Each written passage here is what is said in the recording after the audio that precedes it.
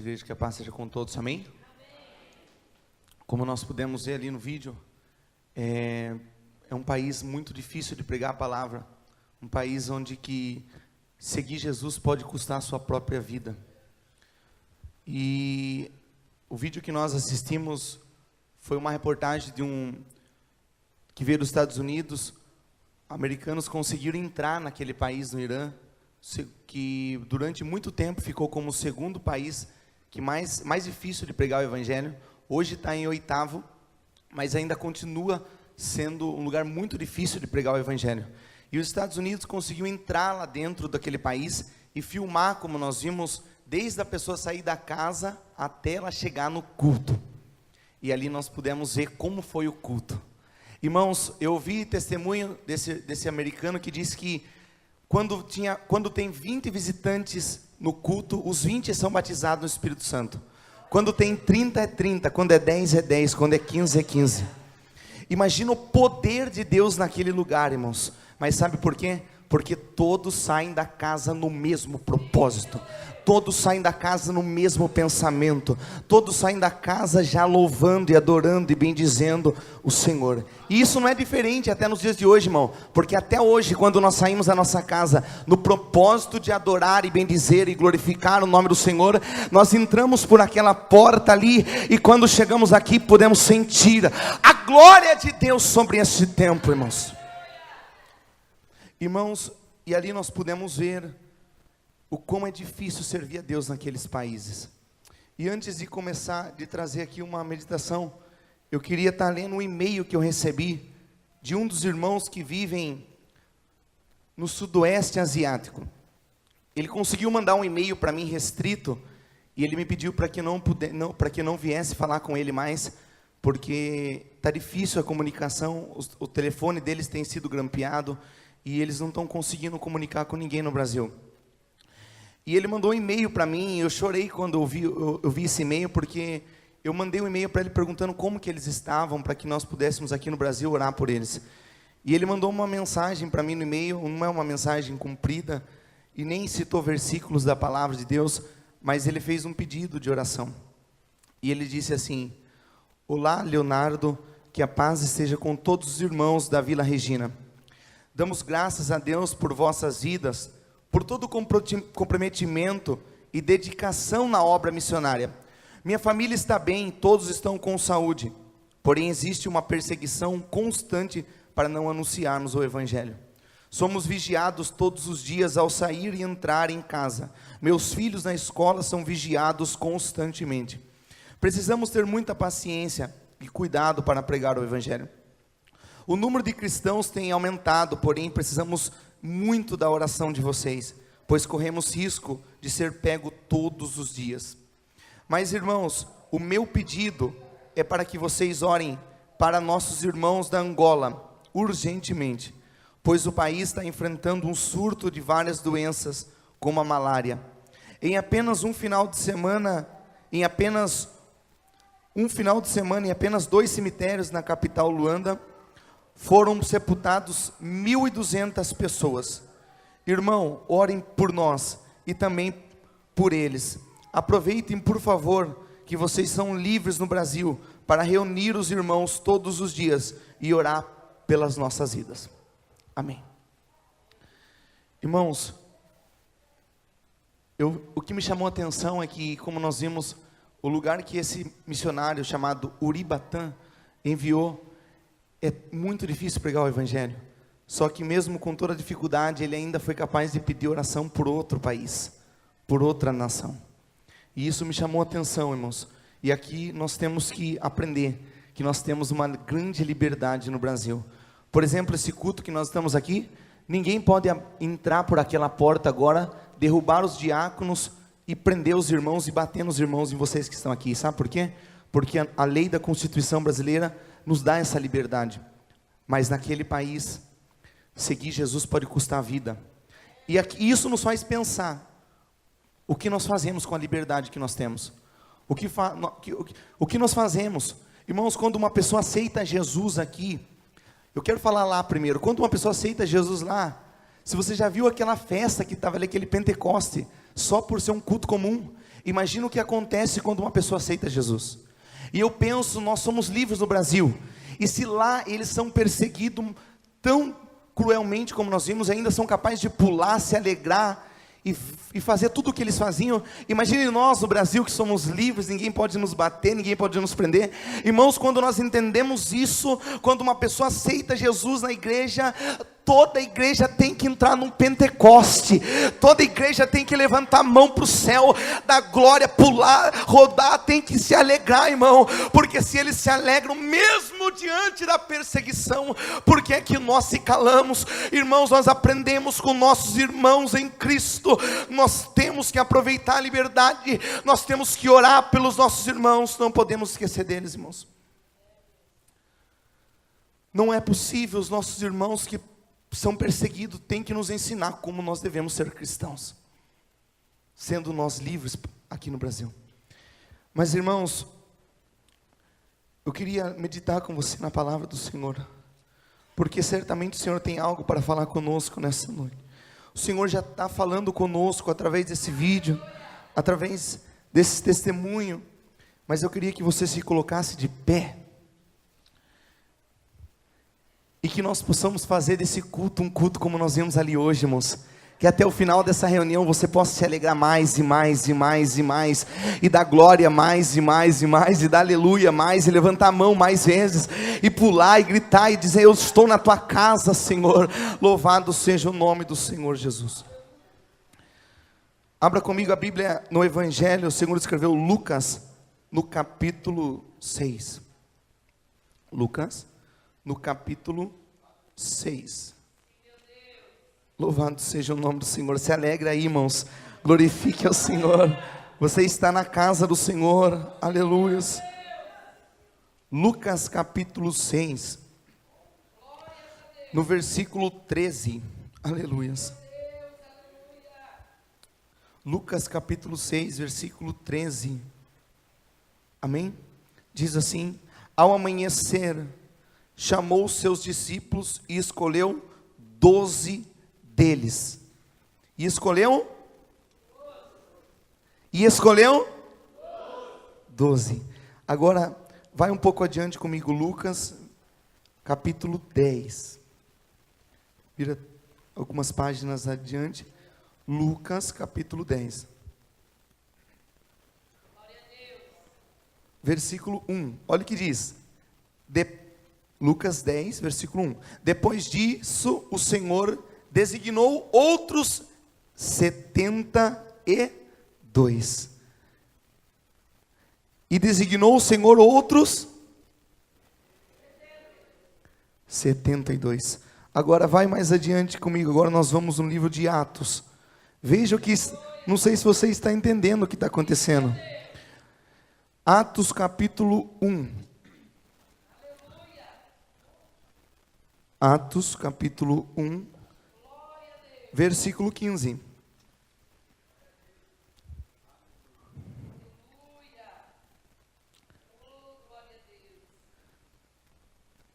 Naqueles dias Pedro levantou-se entre os irmãos um grupo de cerca de 120 pessoas.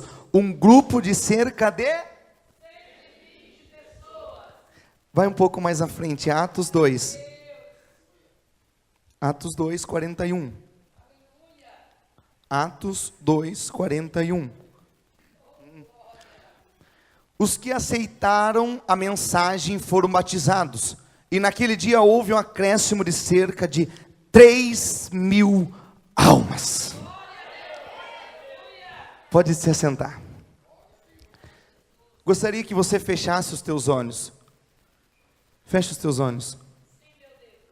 Eu queria que você colocasse a mão direita em cima da Bíblia, aqueles que estão com a palavra.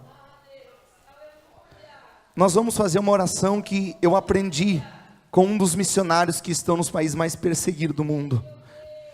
Feche os teus olhos, coloque a mão direita sobre a Bíblia. Senhor, milhões de pessoas morreram por causa dessa palavra. Senhor, o sangue de pessoas inocentes foram derramado para que essa palavra hoje esteja nas nossas mãos. Senhor, muitos de nossos irmãos estão presos por causa dessa palavra, Senhor. Por causa dessa palavra, pais viram seus filhos morrer de forma cruel, Senhor. E hoje nós estamos com essa palavra aqui, palavra que não é uma palavra morta, mas é uma palavra viva. Senhor, e eu te peço, Senhor, e te agradeço por essa palavra, Senhor, porque se essa palavra está aqui hoje, é porque pessoas morreram por causa dela, Senhor.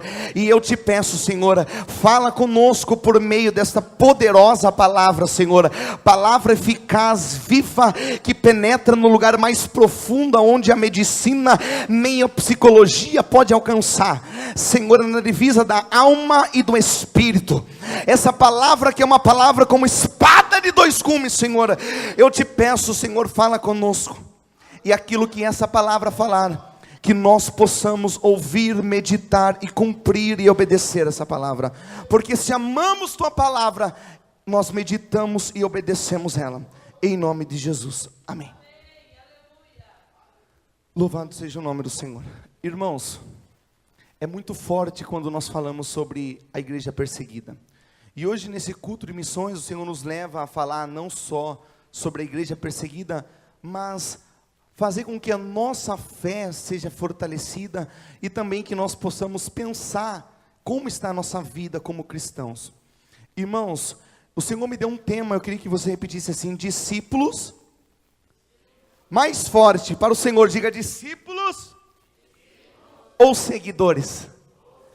Pergunta para o teu irmão, o que você é? Discípulo ou seguidor?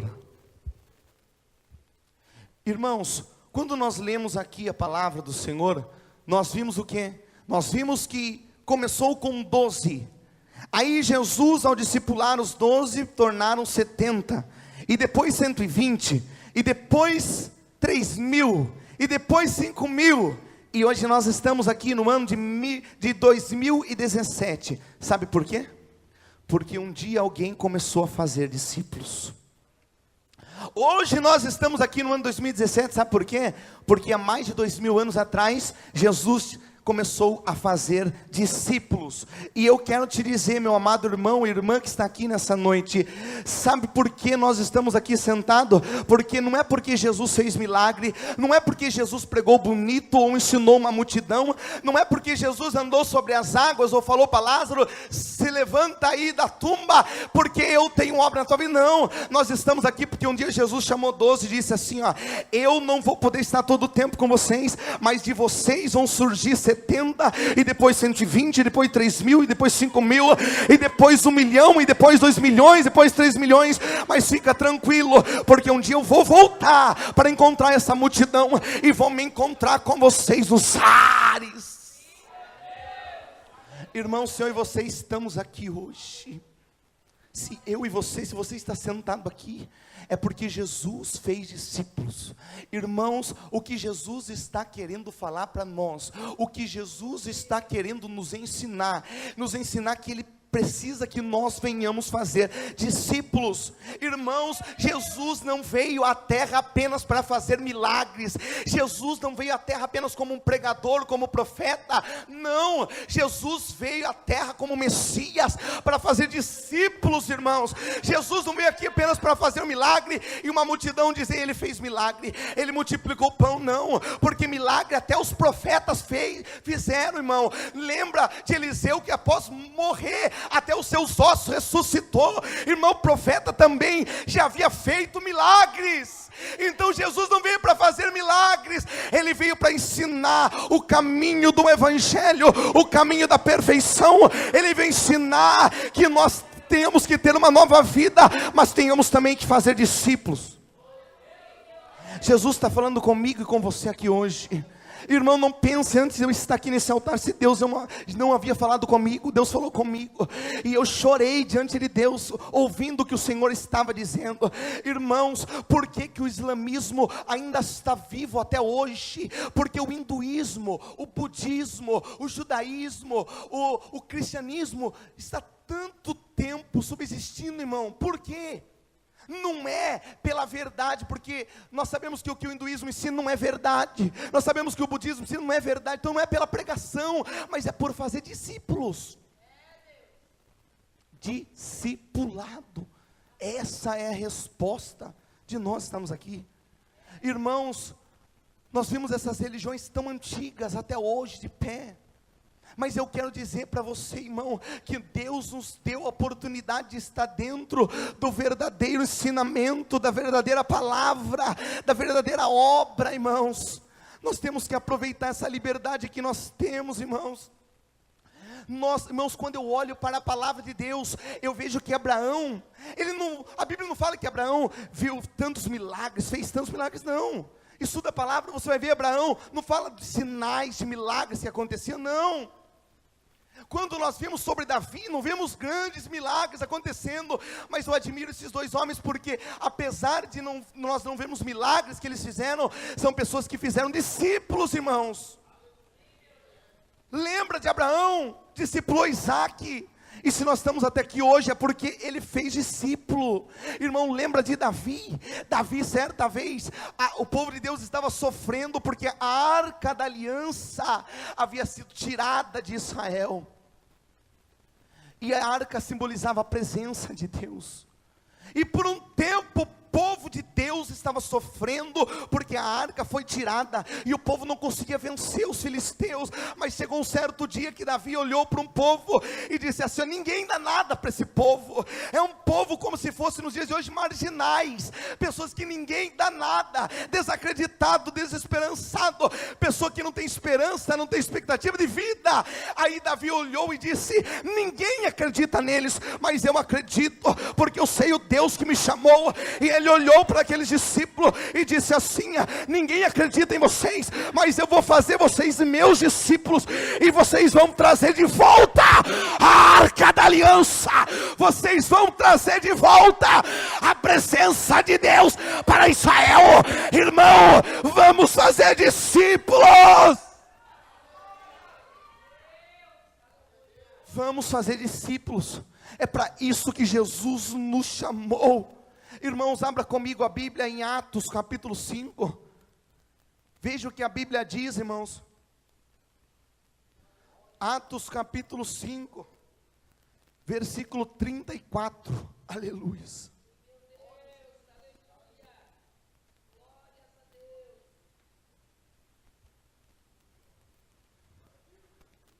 Glorifique o Senhor. Deus está aqui, aleluia. Atos capítulo 5, versículo 34, amém? Mais um fariseu chamado Gamaliel, mestre da lei, respeitado por todo o povo, levantou-se no sinédrio e pediu que os homens fossem retirados por um momento.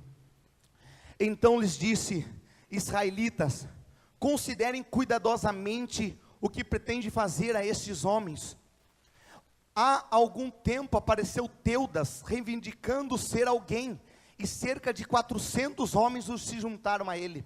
Ele foi morto, todos os seus seguidores se dispersaram e acabaram em nada.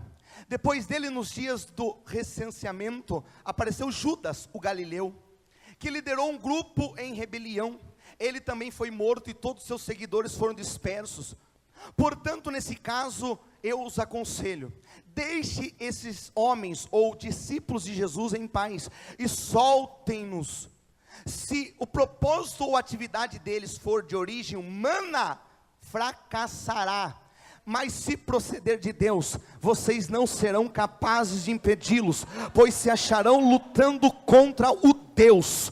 Irmão, sabe o que eu aprendo aqui? Eu aprendo que quando ele falou, eles pensaram: mas eu vou concordar com Gamaliel, porque daqui uns 2 anos eles já se dispersaram. Mas hoje nós estamos em 2017 e ainda não se dispersamos. Esse é o sinal que aquela obra não era humana, mas era de Deus. Irmão, se eu e você estamos aqui, é porque deu continuidade, é porque não parou. E se não parou, é porque essa obra que estamos pregando nesse altar é obra de Deus e não obra humana. Por isso eu quero dizer, ninguém pode se levantar contra a nossa vida, ninguém pode nos impedir de fazer discípulo, de pregar o evangelho. O que o diabo mais tem medo, não é se você prega bonito, se você canta bonito, que você toca bonito, não. O que Satanás tem medo, é quando você sai daqui, para a porta de fora, olha para o teu vizinho e diz: vamos comigo para a igreja, Deus tem uma obra na sua vida. O que Satanás tem medo, é quando você faz discípulo, porque ele sabe que quando os discípulos vão crescendo, vão se fortalecendo, e é mais pessoa para pisar na cabeça dele, é mais pessoa para saquear o inferno e povoar o céu. Só que eu quero ter uma notícia para você: as portas do inferno não vão prevalecer contra a igreja de Cristo. Preste atenção, eu não estou dizendo que as portas do inferno vão prevalecer contra esse templo aqui, isso aqui que nós estamos é um templo, a igreja, eu e você. Quando nós estamos aqui é a igreja, mas quando vamos embora é apenas um templo. Contra o templo, Satanás pode queimar, como nós vimos nesse país, mas contra a igreja, que somos eu e você, ele não pode tocar, porque nós fomos selados com a marca de Deus.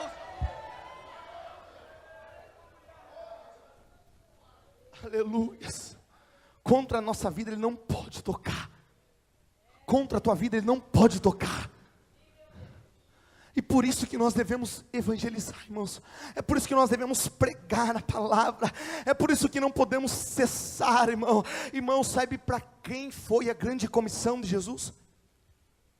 Para quem Jesus olhou e disse: é vocês que vão evangelizar. Não foi para os líderes de Israel, e nem para os membros do Sinédrio. Quando estudamos a palavra, vimos que Jesus deu a ordem missionária para os discípulos.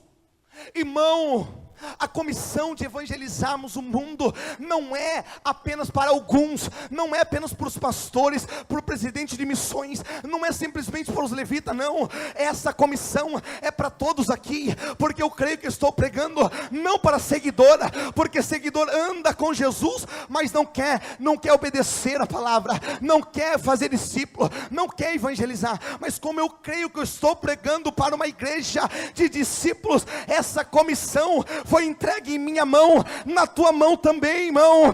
Esta comissão de evangelizarmos o mundo está sobre as nossas mãos.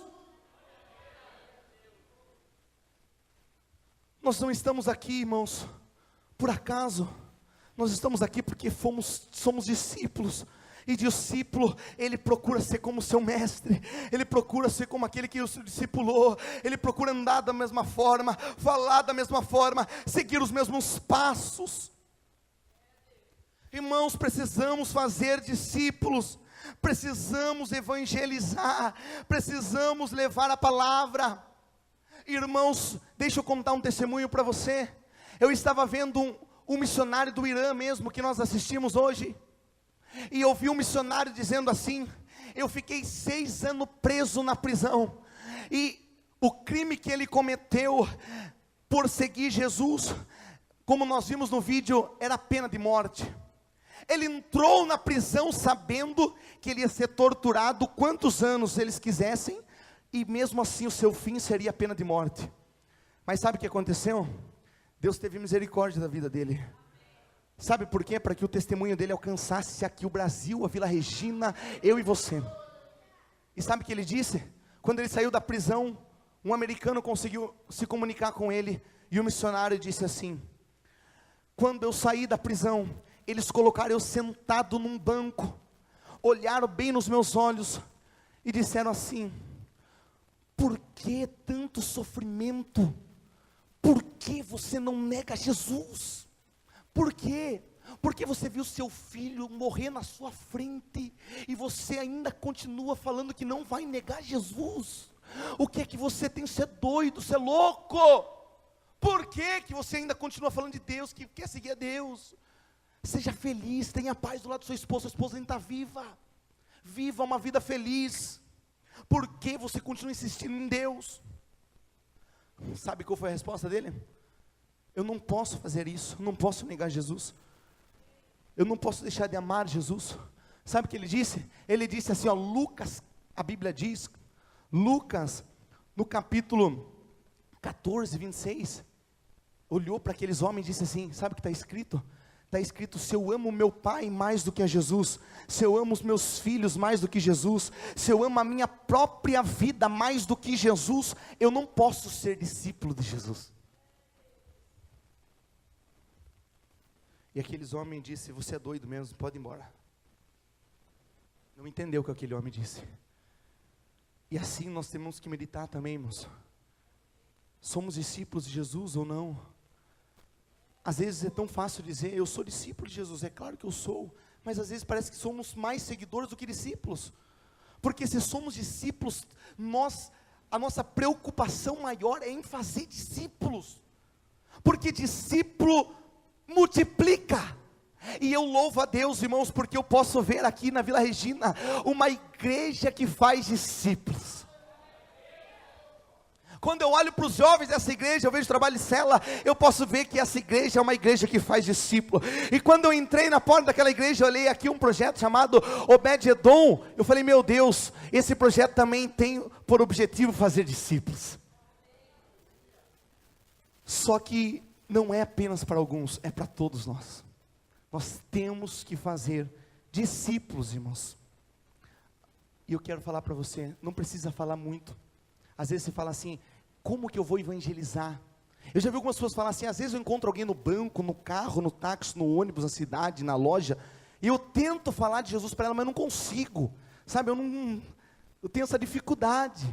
Às vezes não tenho uma palavra, não tenho algo para falar para aquela pessoa. Eu quero dizer para você, não precisa muito, irmão. Não precisa muita filosofia, nem teologia para você falar e evangelizar, irmão.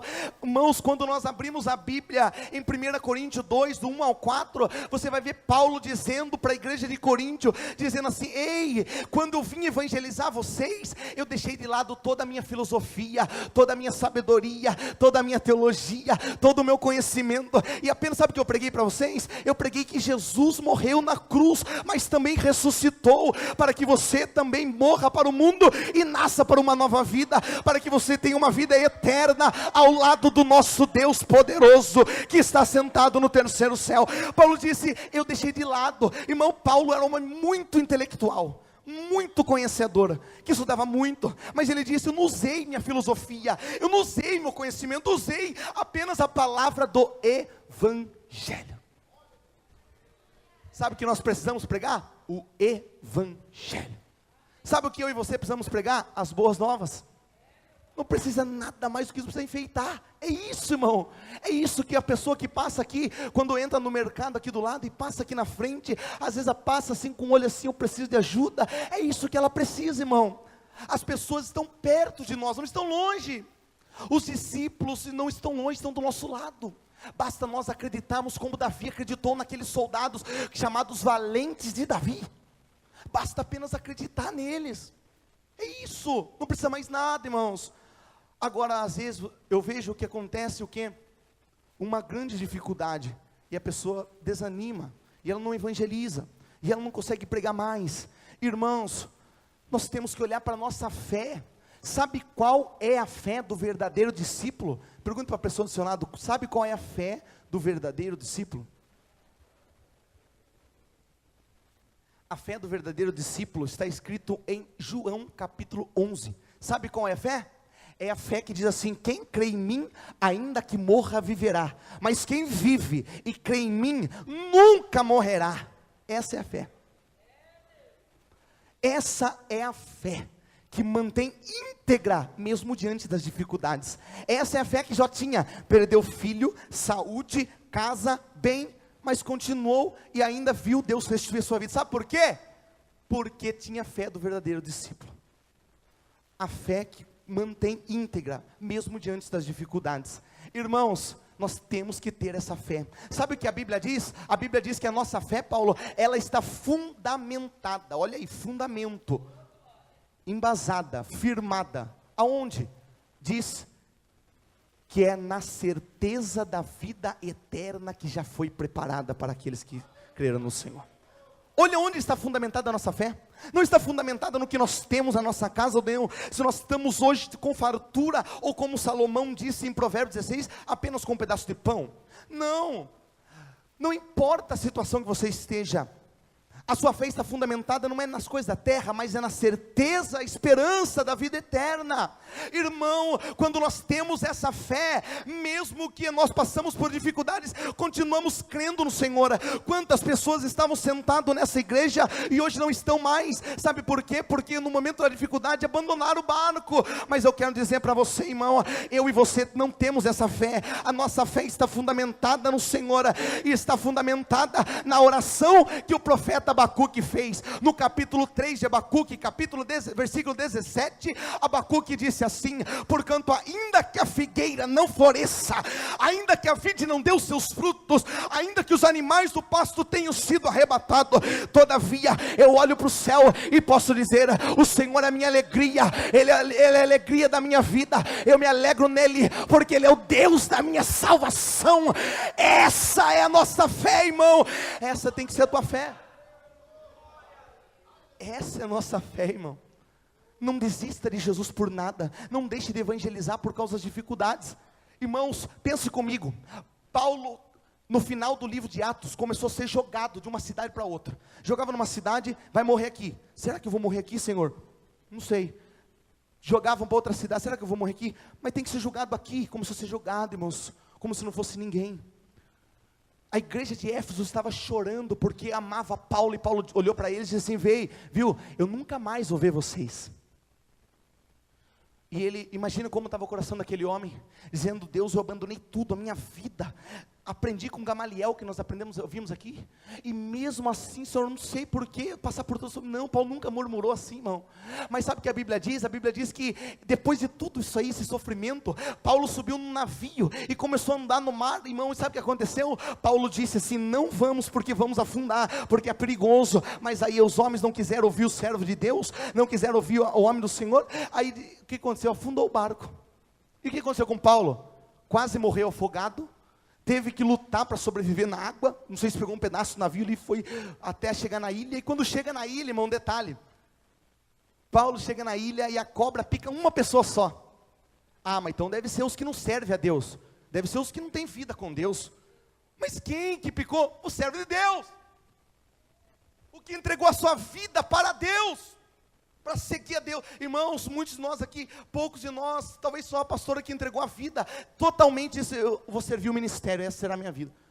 Paulo fez isso, irmãos, e mesmo assim, irmãos, a cobra picou ele. Mas por que tem que ser ele? Mas se ele não, os que não estão na igreja, né? Tem aquela pergunta dos irmãos: ah, mas ele não está na igreja e não foi picado. Tá bem, e eu que estou na igreja estou sofrendo, eu que estou na igreja estou passando por dificuldade. Irmãos, essa pergunta talvez já passou para o coração desses missionários que nós vemos aqui. Aí você fala assim: nossa, mas por que eu? Irmãos, entenda uma coisa, irmãos, Paulo passou por tudo isso, mas depois ele escreveu, sabe o que? Eu aprendi a ter tudo, aprendi a não ter nada, aprendi a comer de tudo e chegar em casa não ter o que comer. Mas uma coisa eu aprendi: com a força que Cristo me dá, eu tudo posso naquele que me fortalece.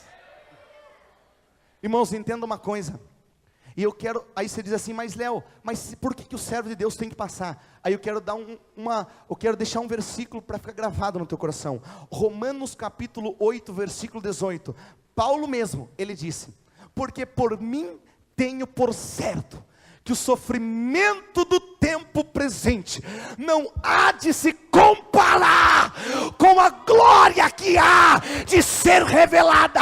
Quem recebe essa palavra, levanta a mão para o céu e dá glória.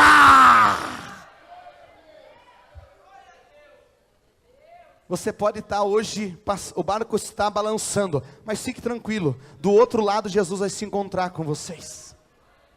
Fique tranquilo, irmão, está difícil, está dificuldade, fique tranquilo, continue evangelizando, mesmo diante da prova. Paulo estava sofrendo tudo isso e ainda estava evangelizando. Continue evangelizando, continue pregando, não para por causa da circunstância, porque certamente um dia Jesus vai olhar para você e vai dizer: servo bom e fiel, no pouco fosse fiel e no muito te colocarei. Porque tive fome, me desse de comer, tive sede, me desse de beber, tive nu, me vestir, tive na prisão e fosse me visitar, tive no hospital e fosse me ver. Aí eles vão dizer: mas quando fiz isso? Todas as vezes que fizesse um dos meus pequeninos fizesse também a mim. E eu quero encerrar dizendo, um dia Jesus olhou para Pedro e disse: Pedro, tu me amas? Eu te amo, Senhor. Pedro, tu me amas? Eu te amo, Senhor. Então cuida das minhas ovelhas. Pedro, tu me amas? Tu sabes que eu te amo, Senhor. Ficou meio chateado, né? Assim. Aí, por Jesus ter perguntado a terceira vez, aí Pedro falou assim, aí Jesus falou para ele: tá bom, já sei que você me ama, mas então cuida das minhas ovelhas. Em outras palavras, se eu perguntasse aqui, você ama Jesus? Sim ou não? Você ama Jesus? Você ama Jesus? Então faça discípulo. Amém?